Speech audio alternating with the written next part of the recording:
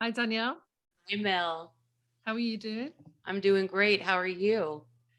Yeah, it's great. It's great to be on the other side of the holidays in what feels like the energy still of the other cards that we talked about, which is getting some rest, reviewing, renewal, self care, time out. And also because it's still quite cold. I don't know what the weather's like over there, but over here it's been about 4 or 5 degrees. So Right, a little bit too cold to enjoy going too far in the outdoors. right. Yeah, it's been a little weird weather-wise here. I've had an unusually warm weather, and then a couple of days of really cold. But then the other areas of the United States where it's normally warm has had snow. It's been very Wow. interesting. So things are Yeah, and we're changing. seeing that. Yeah, different weather patterns. So we're going to look at card 5, the Hierophant in the Tarot Major Arcana series that we're doing. Yeah, the Yeah. Hierophant. It's kind of interesting how as we've been doing the series, how it leads, they naturally lead into the next one, and how it just seems to make sense as you go through these. As you read cards, you start to take in the information, but once you start to really focus in on these different suits or the major arcana as we are, how they really do align in the way that we travel through this through these cycles, through these Yeah. lesson plans. And Yeah. so of course today we are talking about the Hierophant, and our Hierophant is going to be that of masculine energy. As we've stated in every podcast about each one of these cards, we all have a masculine and feminine within us. So this doesn't mean the masculine in your world Mm, or as you, the masculine. This is the part of us that's within, that is masculine within us. This is the go-getter, the thing that makes the things into material form. So the masculine is now stepping forward yet again, like the emperor, and this time it's more in rules and tradition. So the Hierophant is, on the card, he looks like the Pope, right? mm. Or somebody of priestly nature, somebody that is a traditional leader in that way. Yeah. So the qualities of the card as well, or the element, I think you were saying it's an earth element. Yeah, so you are definitely working within the earth element. And so this is at the point where, and think of this when I say this, I know that some of us have weird relationships with the church and things like that, but this is just the easiest way to describe it.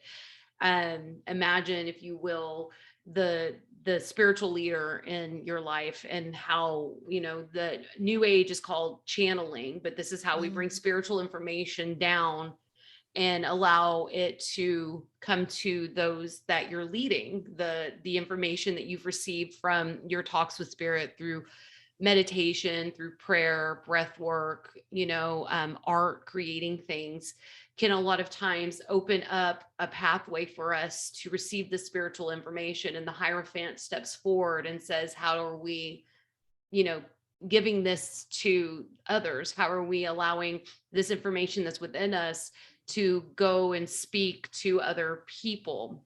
And the counterpart to the high priestess, or I'm sorry, to the Hierophant, is the high priestess. mm. So if we think about the inner world, that we did with the high priestess, and how it's the inner world of the spiritual world, where we had to walk through the two pillars of light and dark, and this is how we really began to open ourselves up to receiving this information. The Hierophant comes forward and says, now that you've accessed this information, how are we teaching this information? How are we spreading this information? Are we spreading this through traditional ways or non-traditional ways? Because non-traditional ways would include things like artwork, the way we parent, things like that. And then you have your more spiritual nature, which is what you'll see inside of church groups, or through, the Pope being the biggest one that you see, that information, supposedly he's the highest realm in receiving information and then spreads it down to the masses. So the Hierophant is definitely earth energy in that way, just getting it from point A to point C, really, and allowing others to be informed about the spiritual learnings that you've been receiving. And also, it um, that, as you say, there are some people that follow a particular religion, you know, a way of connecting with their spirituality and how that exists in their lives. And then there are people who may have followed a particular religion for a time and then gone on a path of discovery and sought to, like a lot of us, you know, whether or not you come under the New Age movement banner, but may have gone to explore what Buddhism was like, or Hinduism, or, you know, looked at Islam, all of these different groups, and find out kind of what they're, because they all have, that's the connection, isn't it? They all have a structure, beliefs, ideas about why we're here, what we're here to do, how we live our day-to-day existence, and some kind of doctrine that sits in. And sometimes people connect with that set of ideas in that particular religious movement or spiritual movement, and other people will go and learn about those different groups, but then never really connect with anything, and they're doing this process of sifting and sorting. So it sort of requires us to be open-minded, that some people can be within that structure and hold those beliefs and values, and nothing ever really change for them. And other people may go round sifting and sorting and finding out, because it's that journey, like with the Fool, they're on the journey to learning about the self, and the people that they come into contact with, and how do they make sense of this information that's coming in, and what do they do with that if they're not sitting under any particular doctrine. Yeah, that's exactly it. You know, the beautiful part is there is no one path. And although using religion as a baseline for us, and that's just because most people have been introduced to religion in one form or another, it allows us to kind of grasp this concept that we're talking about. But there is no one right path. There's no one tradition that works above others. And it's exactly right. You know, discernment is a key to everything that you're doing in this journey, using your discernment. If something doesn't feel right, it doesn't mean you have to accept it for yourself. You know, there's a lot of beautiful, you know, groups or communities that not everything you have to 100% adhere to. And that's the beauty of using your discernment, is being able to decide what's right for you and what's not. Again, like you were saying, I did really enjoy my time with the church. It really opened me up. But then I also realized that there was a lot of things that I didn't like in the church. And so I began a different journey of spirituality, what led me to myself in a different form than, you know, these strict guidelines. So this is also the Hierophant coming in and saying that just because it's tradition in this way doesn't mean it's tradition across the board. And Hierophant really allows you to come in and discern what works for you and what doesn't work for you, because it's not a one size fits all experience. Your experience is as unique as you are. And the Hierophant allows you to follow your own set of rules and guidelines, your own traditions, and what works for you and doesn't work for you. This is kind of like a rite of passage when the Hierophant comes forward. You know, now it's time for you to be in a position of passing down the spiritual information you've learned from card one, magician, up to the emperor.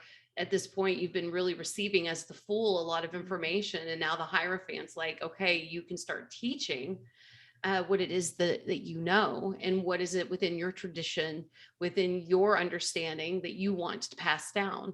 And when the Hierophant comes forward for this, a lot of times I think of my ancestors. I think of what we've learned, what we've been conditioned inside of. And not all conditioning is bad. Some conditioning you really keep with you, you know, like probably the conditioning of not killing your neighbor. It's probably a good idea, right? That's the type of tradition you want to carry with you. And then, you know, within that, you know, although you are definitely not in the mood to, you know, you're not about that life, you know, killing off people, you might also find that, you know, like in the Bible, you know, not wearing two different forms of clothing, you know, not cotton and polyester, but we live in a world now where we've widely accepted that that's okay. So that's bringing in a new tradition, and that's recognizing that even within the standards of religion, and that they grow and move forward with what fits in that time frame and what fits with the tradition that is they're creating now. And so the Hierophant isn't going to be stuck in one tradition. The Hierophant's kind of opening your eyes up to the many traditions there are available to us. Mm. It's interesting in terms of how the different people I've come across in the journey through the different contexts I've worked in is that sometimes tradition, culture, beliefs can be quite rigid and can feel quite rigid to the person who may have sat within that without ever questioning that. And so for them, it can be that they need to break free. And I've equally seen on the other side of the coin, people who don't seem to have any tradition, any framework, any strong beliefs about anything can seem like they're wavering too much in life. And one of the things that we've noticed in when we've worked therapeutically with people or in, or within the psychological frame is sometimes you have to kind of, a bit like what you're saying, you can go and experience these different cultures and groups and religions and traditions, and then decide what is it that you want to bring into your own framework so that you can function in day-to-day life. And we know that in psychiatric care, for example, is you need a certain amount of sleep, so you need a framework in which how are you going to be before you go to sleep, where you don't run over all the events in the daytime that have been really disturbing to you. So doing something around breath work or meditation or saying a prayer, setting an intention for the next day actually sets you up very differently for the next day, and some of the research is showing that. And so, and it depends on your personality, because I've always been freedom loving and experienced lots of different cultures and lifestyles and been to different places and dabbled in and out of different experiences. But I remember getting to a stage where I realized the benefit of having a framework, having some kind of structure. So it's almost like the structure can be too tight and too rigid for some people. So it might be that they need to break out of that or reevaluate, like what you're saying, and think about, where am I now? Is this message still aligning with who I am? And that can be very difficult for some people who are in tight cultures, tight traditions. And on the other hand, having nothing in place is almost like, this water that can sort of waver about anywhere. Well, it almost kind of feels like chaos, right? Yeah. Like a little chaotic. And when you don't have a structure, and that's the beauty of structure, there is a lot of, we teach people when they have children that children thrive inside of structure. Well, there is a lot of aspects of the adult that still thrives in this structure. We can't wander aimlessly for all of our lives and feel fulfilled. So we need some level of structure, and whatever that structure looks like to you, there's not one way. And that's the Hierophant coming in and saying, hey, structure looks good. What is your structure? What is it that you feel that you've learned that works? What is it that you want to pass down to those around you, be it your children, your spouse, your friends, your colleagues, that could possibly allow this type of structure? And it doesn't matter how rigid or not it is. This is your experience, right? And another person's rigidity could be another person's freedom. And so, just be able to express yourself is the key to the Hierophant card. Be able to express the tradition that is important to you. The planet, we talked about this being masculine, the planet is Venus. And it's funny because when we think of Venus, Venus is love. We don't really think of it in a masculine form, right? But that's the beauty of it, is love is love is love. There is neither feminine or masculine to Venus. It is love. And so when we're talking about receiving information from a different source that's now being filtered through you, through the work that we've done with the High Priestess, through the work we've done through the Magician and the Emperor and the Empress, we're really starting to take note that there is a solid message of love behind every ounce of what we're learning. And so the Hierophant, having the planet Venus as its cue, right, as its planet, it's going to be about what you're learning in love. And are you teaching love? Are you teaching your version of love to whoever it is that you're in front of? Or are you teaching something more rigid and harsh? We talked about church before. I grew up in a Southern Baptist church. And although my parents weren't really that level of Southern Baptist, it was all fire and brimstone. It was very rigid in its teachings. It was, no dancing, no drinking, no aspect of fun inside of what you can do if you're a religious person. So of course, my family broke free of that because we didn't really live in that level of tradition. So when you talk about, and it didn't feel like it was filled with love, right? So when you talk about fear. Venus being in charge of this Hierophant card, Mm. really you're saying that in what I'm teaching is the traditions I'm teaching, the things I'm conditioning in, is it love?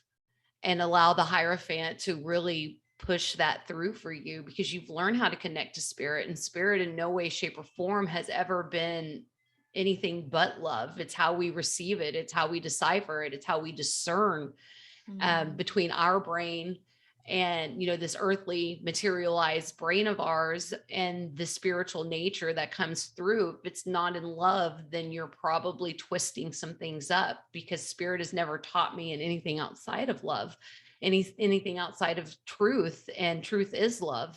Truth is how we work our way forward. And the Hierophant really allows for this moment of clarity to come forward and say, am I teaching in love? Have I been conditioned in love? Am I trying to condition others in love?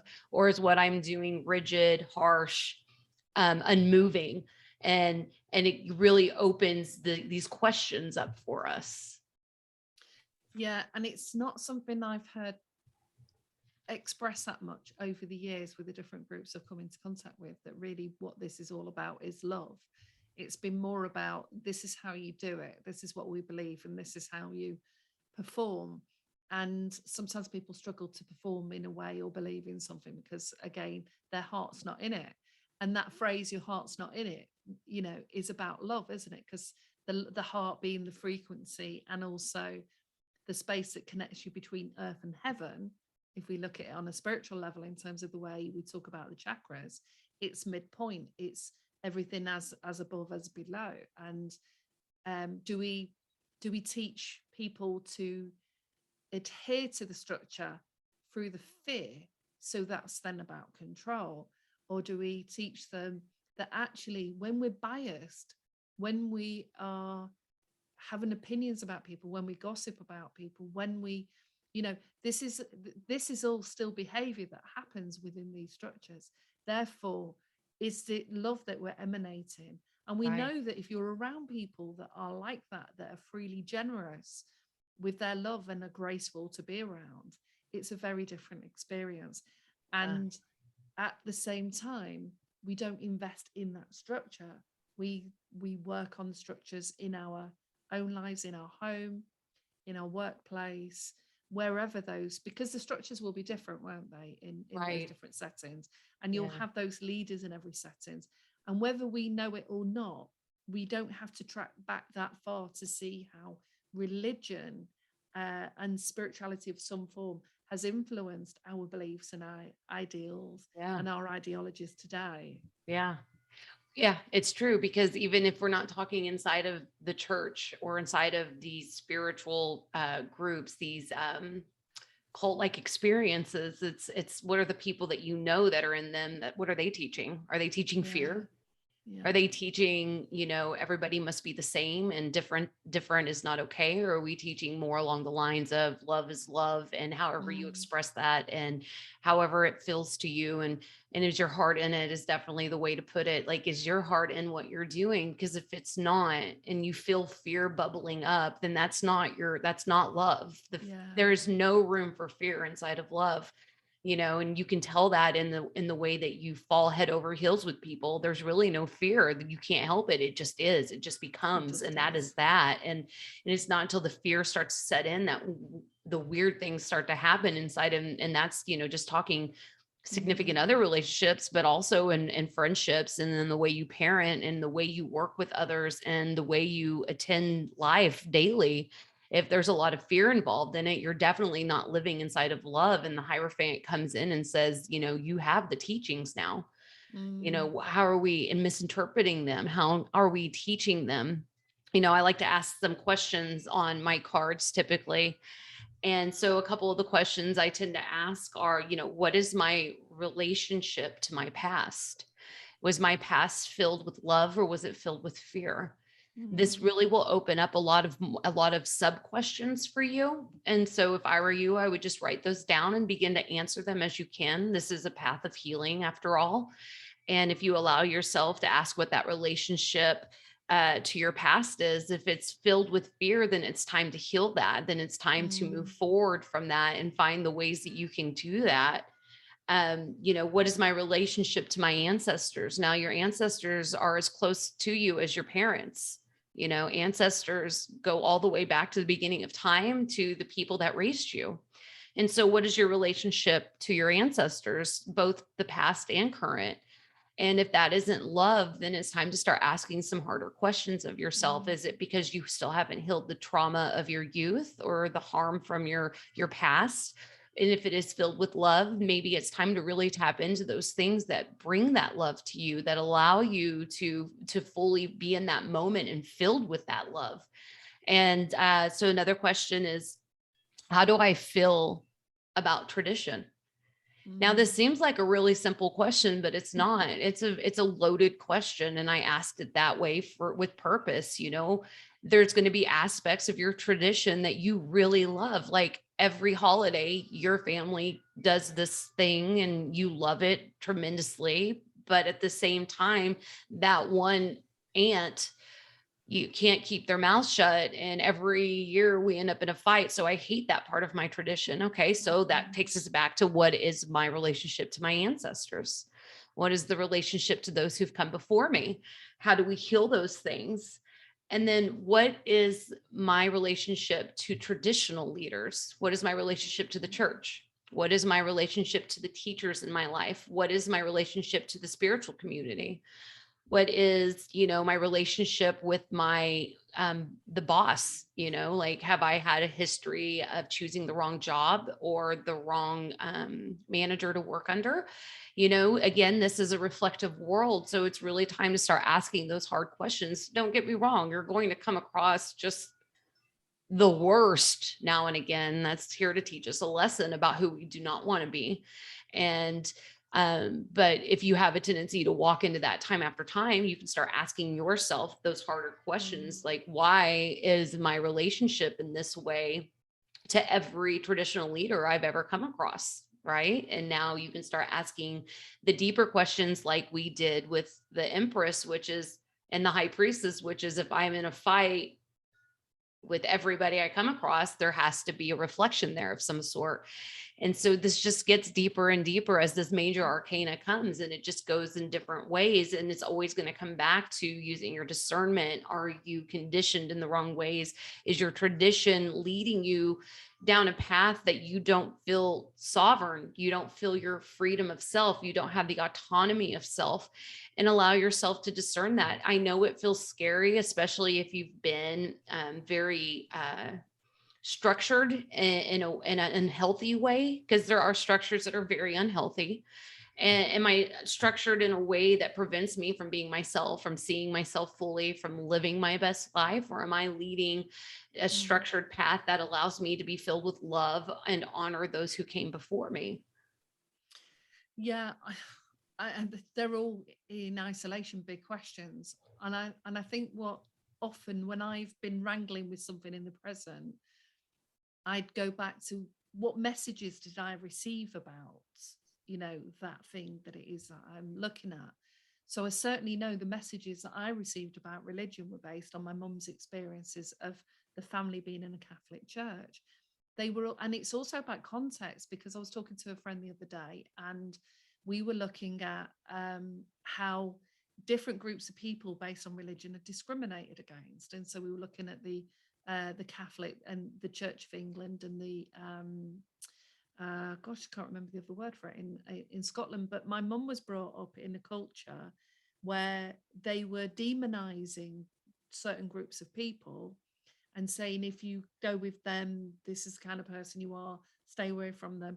And using terminology like they're evil, they're not human, they're not, Yeah. which, I know I'm going back a few decades, but that can still happen in certain groups and certain cultures, Right. and then and elevating this religion and this way of being that didn't look like it was serving the people and looking after the people that had fell on hard times. It was about taking and bringing all the resources into that one central place.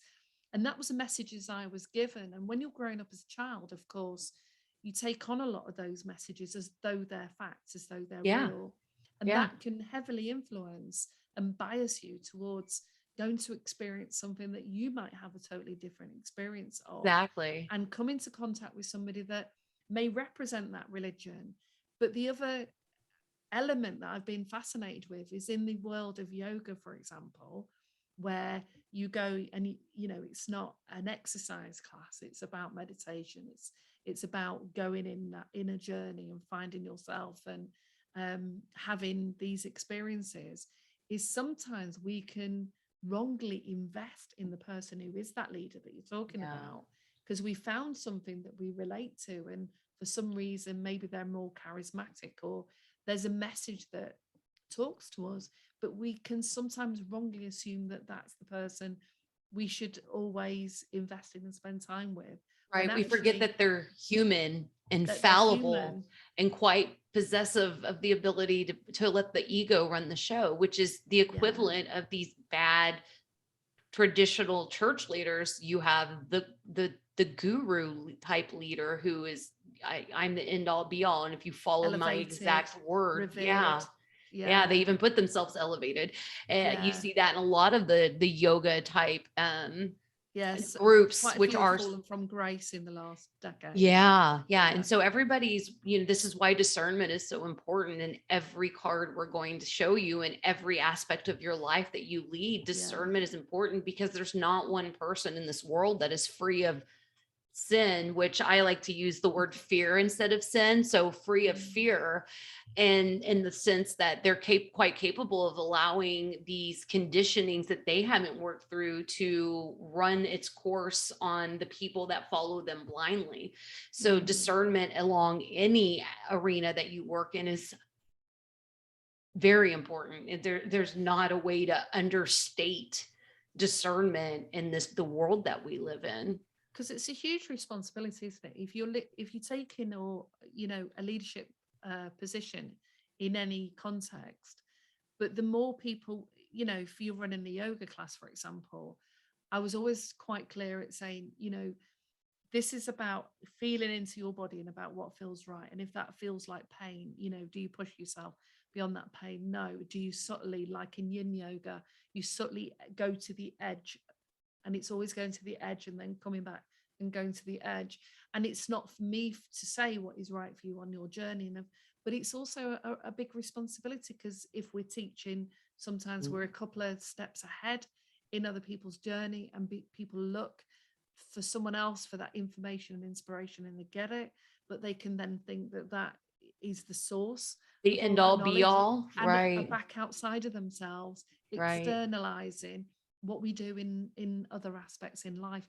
And it's tricky because we can all get caught out, and it's like a false idol in a sense, isn't it? Yeah. This is what they talk about, like we don't worship false idols, and that's the discernment. And we have to realize that everybody's human that you're working with, and allow them that understanding.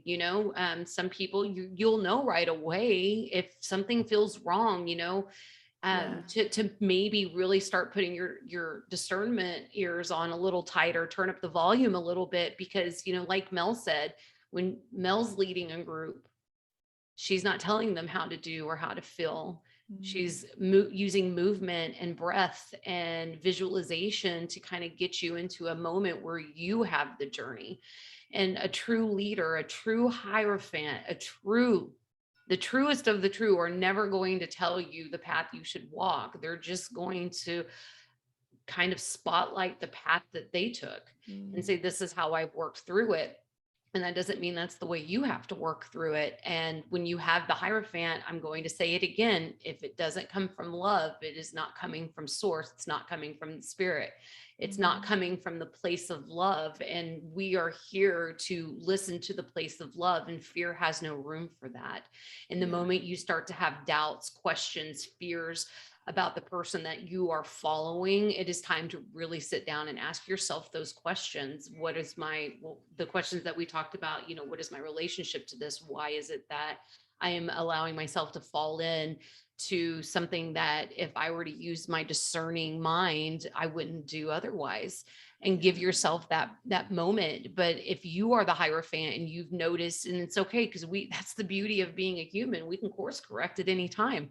I've been the stringent leader. I've been the one that, had micromanaged my children. I've done that in my relationships before. And the moment I realized that I wasn't doing these things out of love, I was doing these for control reasons, because it helped me control my existence, then I stopped doing it. And there's no reason to guilt or shame yourself over it. People are human. We make mistakes. And then it's time once you are aware of the mistake, that's when it's time for the change. And we don't have to harbor, no matter how long we took to make that mistake, we don't have to sit in that mistake for any more moments than when we realized it was the mistake, and then move forward. And the Hierophant is really great at allowing us this insight, this clarity of moving forward with our existence and not holding ourselves to the conditioned past that we once had. Yeah. Although it's probably a new journey for a proportion of people, a journey that maybe some groups have been on for a while, to move out of fear into love and have that trust in themselves, because we're a hierarchical society, and it's often been about division, of everything being polarized, as we've talked about in other podcasts that we've done, love, hate, this or that, me and other. And you're different, so we can't like different. And how do we manage information that doesn't sit within our own frame of reference? And if we're in a leadership position, we have a responsibility to not also get caught up in that. It's good if it's this, it's bad if it's that. Of course, as we say in other podcasts, if you're in a life and death situation, you've got to make those split decisions, because absolutely, that's saving you in that moment. And so that hierarchy that exists, and a lot of it is unnoticeable, of how we put our thoughts and our attention elsewhere. Psychologically, we're often just transferring our past ideas of how we function within any group setting. And it's easier to do on our own. It's easier to take the path on your own. It's when you're out there with other groups of people, because groups are very powerful. And if you are different within a group that operates in that way, that's where sometimes it's a real challenge to go outside of that, because that's when the fear can happen. And it can be things like, there's a common one, isn't there? Like if you walk under a ladder, something's going to happen to you. Well, that's that sort of fear, isn't it, that we are subtly influenced with all the time. And it's how do we slowly take some steps to break away from some of the things that we think it's going to be hell and damnation if we do otherwise. Exactly. I mean, there's a lot of people in hell and dealing with damnation if we were to follow the strict guidelines of our past traditional leaders. And that's just not many the of case those anymore. leaders. And everything evolves. And, that's part of what I want to talk about with the Hierophant before we move out. And I kind of give you a quick tarot spread before we end is, everything in this world evolves. And I know when we sit still in the moment that we're in, all we can see, because we have so much information available to us now, all we can see is what's wrong in society, what's wrong with the traditional leaders, what's wrong. That's fear, right? Everything evolves. Even the church evolves. And although we still have more of these segmented churches that are teaching this, fire and brimstone, everybody must be the same, different is not okay. You also have the churches that are stepping forward now that are more accepting of the human nature that we are. And they're saying, look, we're sorry for what the church has done to you in the past. Come here. We have open arms now. And I'm not a churchgoer, but I've had to heal from my own church experiences and ask a lot of these difficult questions when the Hierophant came in and started to present itself to me in this. And part of that healing was just the understanding that things change, things evolve, and we just have to hold steady using our own discernment and our own knowing, trusting our intuitive side of ourselves, trusting the things that we already know deep within us, trusting our heart, that these things will change and you can be part of that change. And it doesn't have to be an angry change. It can simply be you live your own existence, and it loses that grip that it has on you through conditioning of the ages. It's not a decades old. We're talking centuries old of, conditioning that we're having to work through. So it takes time to evolve out of those things. And so when the Hierophant comes, just allow yourself the acknowledgement that things change, things evolve along with yourself, and allow yourself to evolve past the anger, past the fear, past the need to rebel in those arenas, and just know that things will change. And you might be the person that makes that change. It might be a group of you. It doesn't matter. It changes. And we're part of the evolving process, and we always are evolving. And so we have to allow that knowledge to seep deep within us whenever we're beginning to heal from these traditional leaders that might have led us astray or led us down a darker path, or told us that we were, if we didn't follow these certain guidelines, that we would, be damned for all of eternity, living in whatever their version of hell, be it in your next life or be it in that, the actual physical hell that is created by people that have never been there. Well, as you were talking, what occurred to me is often when we're on this journey of healing, sometimes there are some very deep ideas and impressions that we've heard or experienced that cause us deep pain. And some of the ones that have come through recently in some of the work that I've been doing in my projects are two things that still are so loaded that cause so much torment: sex before marriage, and when you get married, that you should never get divorced, and the idea that you're with one person for the rest of your life. Now, I have had this conversation with some of the women in the group that I've worked with and said, okay, well, nobody really signs up when they get married to get divorced. However, you've just been talking about how we evolve.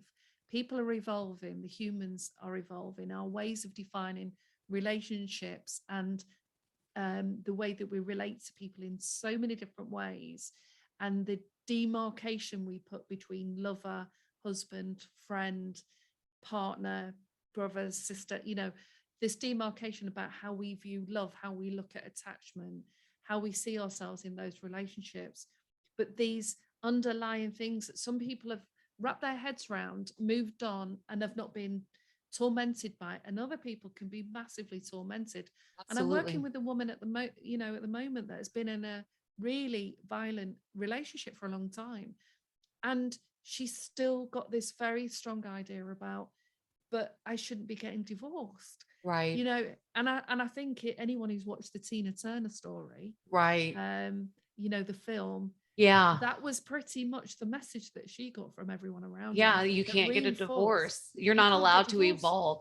But if we look back on how marriage kind of was created, it had nothing to do with love. It had everything to do with, these arranged type experiences where it wasn't love, it was business deals. It was, what can I get from you kind of experience. So of course, divorcing wasn't going to be applicable. You just got into business with somebody.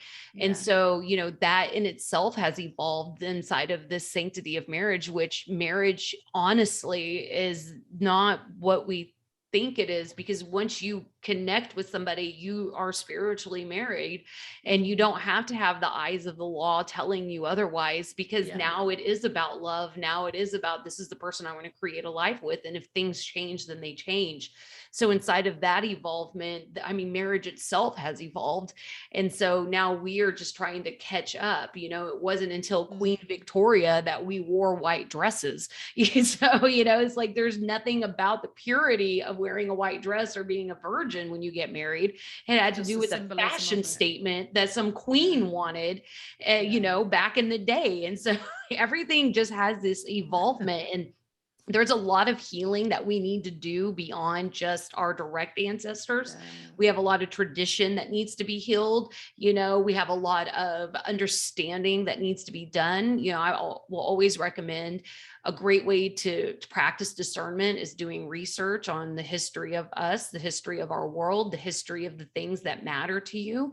And it's an eye opener. When I started doing it myself, I was like, holy crap, you know, like everything evolves, everything changes, everything started from this one aspect and we've created beyond that. So now and then it gets canonized, doesn't it? Solidified. And this is how we eat, and this is how we cook our meat, and this is how we dress, and this is, and it made sense in the context when it's created because of the weather conditions or the way that we traveled, or the we only had access to certain food. And it does, you're right. I've done quite a lot of backtracking on a range of subjects. And it's when you go, wow, like you said, it was fashion. It wasn't anything to do with, you know, our church. We just changed it to being something else. To suit something. So it's crazy.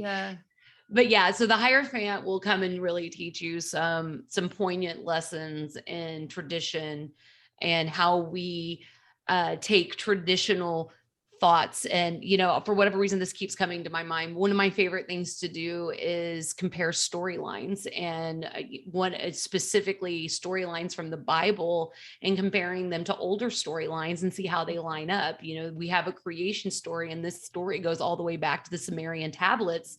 It wasn't created, you know, when Jesus was born. They just happened to use parts of different stories. And so one of the things I came across was the story of Moses. And I started doing some research and come to find out Anubis, which is the person that walks you through the tests, you know, think 10 commandments, right? So we walk you through the tests of the underworld, is the same storyline. Both were, you know, boy children that were being murdered. And the mother of the child sent them in a reed basket and down the Nile, and was picked up. And one was a Pharaoh's wife, and then another was just some goddess, Isis, I think was who it was, who picked him up. And so it's like the same story. It's just a different way that we've evolved said story. And one is all about opening ourselves up to a new world, and the other one is about ways that we can control. You know, we all have these traditions, we all have these stories of us, and it's how we interpret that and how we decide to then pay it forward that the story gets adjusted. And for me and my personal well-being, I choose to pick the stories of love and the stories of opening up our world, and not the stories that back us into corners or make the room tighter. And so again, learn a little bit about our past, use a little discernment in the meantime, and you'd be surprised at how quickly you can forgive things, because now you kind of grasp the concept of what they are. And the Hierophant really steps forward and allows us that opportunity to do so. While sitting in your own, or developing your own knowing of what feels right in terms of the information that you're getting, because it could be that we're all on an individual path, and it might be that for some they will dip in and out of several things, and for others they'll find a cause and something that is it works for them. And if you don't know what your knowing is, you need to go back to a point in your life when you did, so that you can realize what you felt like. What did you see? What did you feel? Where was that in your body? Where was that knowing when you just knew something was right, it felt right, and what you heard? Because I remember a while ago reading an article that this guide wrote in this self-development newsletter, and we were talking about the spiritual path a lot of spiritualists, people who claim to be spiritual, take. And it was, you know, does it really do anything doing all these, you know, trips to all these different self-development courses and going to these mind, body and spirit festivals? Is that a waste of money? Is it something, or are we evolving with each bit of information that we get? But the thing is, there wasn't any right answer to that. There's not. Because sometimes we can keep looking and I'm a bit of a shiny object person. Yeah. You know, shiny object, it's new. I love it. You're It's the like a best one to squirrel. Ooh, it's shiny. I want to go follow that. I'm the same. I yeah. get it. And you get it, and it's like you apply it, and it may or may not, you know, be something at that time. And then other things can sit way more, but at different stages of our life, sometimes we just need something that works for us at that time, you know. And Absolutely. that's the That's thing that, There's yeah, no wrong way to walk this path. If you want to go to the mind, body, spirit fairs, if you want to go to the wellness retreats, if you feel like church every Sunday is your thing, there's not a wrong path. There's not a yeah, wrong way to get there. I started with the church, and I've told this story on here before, which was, asking, I think it was like asking God into my heart, and I felt the feeling. And so I always knew there was something beyond me. I just didn't know. I just didn't think church was the way to go. And so I kind of lost my way along that path because church was the only viable option at that point for what it was that you thought was available. exactly. And now that we have more technology, we see that there's all of these different ways to walk this journey. It all leads to the same place. It all leads to the same place. That's the beauty of it. And so, with that being said, did you have anything else that you wanted to discuss over the Hierophant?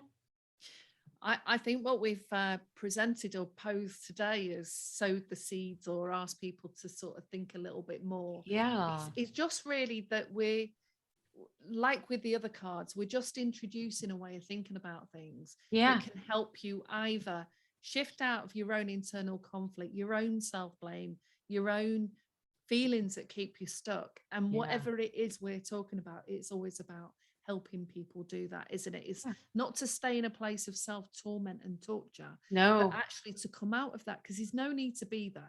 You need to live, and as you've said many times, you deserve the best life. You really do.